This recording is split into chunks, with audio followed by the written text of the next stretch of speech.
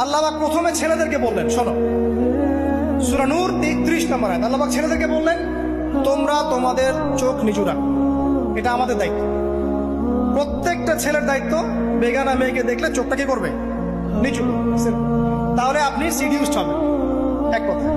2 number, আল্লাহ পাক আমাদেরকে বললেন, তোমরা তোমাদের লজ্জাস্থানকে হেফাজত করো। কাদেরকে? আমাদেরকে, মানে ছেলেদেরকে।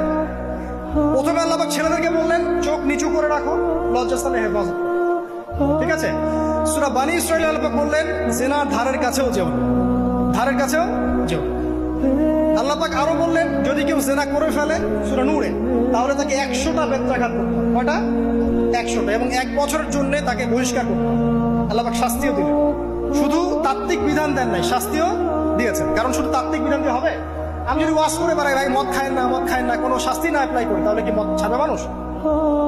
আমরা যদি বলি হত্যা করা মহাপাপ, মহাপাপ, দুর্নীতি করা মহাপাপ, মানুষ দুর্নীতি ছাড়বে? ছাড়বে না, যতক্ষণ না শাস্তি নিশ্চিত করা যাচ্ছে।